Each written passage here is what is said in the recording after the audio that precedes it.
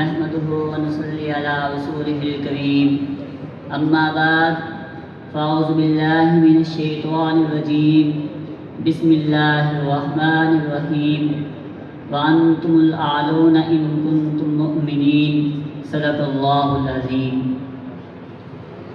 آج میں آپ حضرات کے سامنے اپنے دامن کو جن جواہرات تکلم سے مزین کر کے لایا ہوں، وہ عنوان محض ایک عنوان نہیں بلکہ مسلم نوجوان کے مردہ ضمیر کو بیدار کرنے والا جھٹکا ہے۔ غیرت ایمانی سے بنجر ہو جانے والے قلب و ضمیر، ذہن کی کلاہٹ بھری ضمیر پر نور ایمان کی برسات ہے۔ بے سہارا لاچار مسلم کی ڈوبتی ہوئی سفینہ، حیا کو ملنے والا سہارا۔ ڈاکٹر علامہ اقبال رحمہ اللہ کا وہ شعر، تھے تو آبا وہ تمہارے ہی مگر تم کیا ہو کہ عنوان سے مانند ہے۔ جناب صدر، اس کارخانہ سود و ضیاء میں جب مسلمانوں نے رخصت کے لبادے کو اوڑھا تو ناکامیاں ان کے مقدر ہوئیں۔ جب مسلمان عزیمت کے راستوں پر چلے تو منزلیں ان کی منتظر ہوئی۔ عزیز دوستو، ذرا توجہ کیجئے، نبی ہو یا رسول، صحابی ہو یا غیر صحابی، عام بشر ہو یا خاص، سب کے حصے میں ایام نداولھا بین الناس کے زلزلے آئے۔ آئیے میں آپ کو ماضی کے اوراق پر نظر ثانی کراتا چلوں تو یہ بات اظہر من الشمس ہو کر نور علی نور ہو کر واضح ہو جاتی ہے کہ ہمارے آبا نے اپنی تمام عمریں عزیمت کے راستوں پر لگا دی، ماتھے پہ بل نہ آنے دیے، اللہ رب العزت کی رضا کو مشعل راہ بنائے رکھا۔ بلال حبشی رضی اللہ تعالی عنہ تپتی ریت پر پڑے نظر آتے ہیں لیکن زبان پر کلمہ توحید کا ورد ہے۔ مجال ہے کہ انکار کر جائیں۔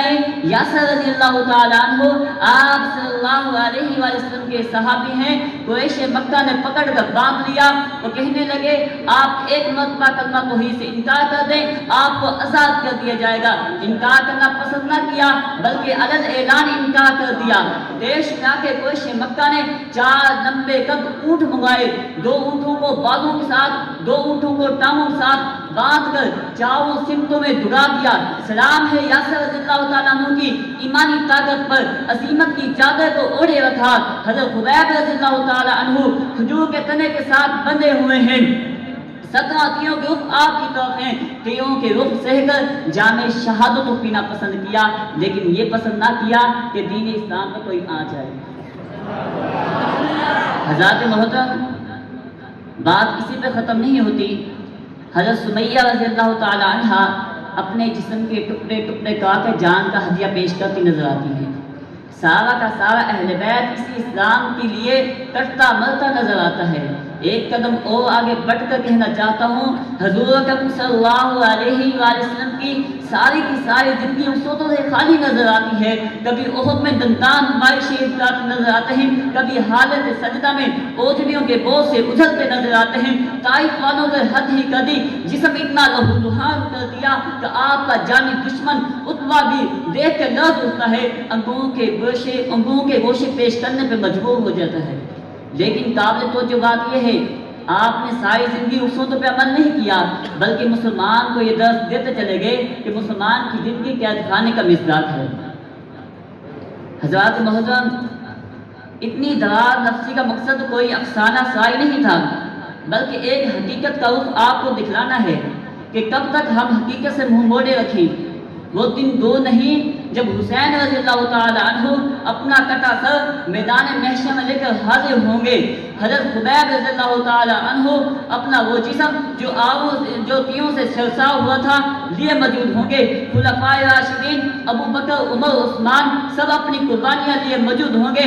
بلال حبشی رضی اللہ تعالی عنہ اپنا وہ جسم کا ٹکڑا جو آگ کے انگاروں پر لٹایا گیا لیے موجود ہوں گے۔ یہ حالت تو ابا کی ہے، آج ہم ہاتھ پہ ہاتھ دھر کے منتظر فردا ہیں۔ میرے ہم سفر ساتھیوں، انہوں نے پرکٹن راستوں پر چل کر ہمارے لیے کامیابیوں کے راستوں کو ہموار کر دیا۔ انہوں نے خود تو طرح طرح کے مسائل مشکلات جھیلے، ہمارے لیے ایک پرآسائش مستقبل قائم کر دیا۔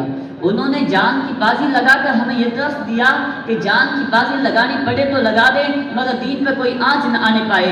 ارے ہمارے آبا تو وہ تھے جنہوں نے دشمن کی طرف سے ہونے والے تشدد کو معمولی سمجھتے ہوئے دشمن کی آنکھوں میں آنکھیں ڈال کر زبان حال سے یہ کہہ دیا ادھر آ ستم کر ہنر آزمائے تو تیر آزما ہم جگر آزمائے۔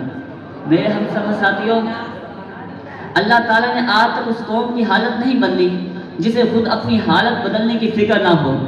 کامیابیاں آج بھی ہمارے مقدمے ہیں، قدم آگے بڑھانا ہوگا، منزلیں آج بھی ہمارے لیے منتظر ہیں، آگ آج بھی ٹھنڈی ہونے کے لیے تیار ہے، پانی آج بھی راستہ بنانے کے لیے تیار کھڑا ہوا ہے۔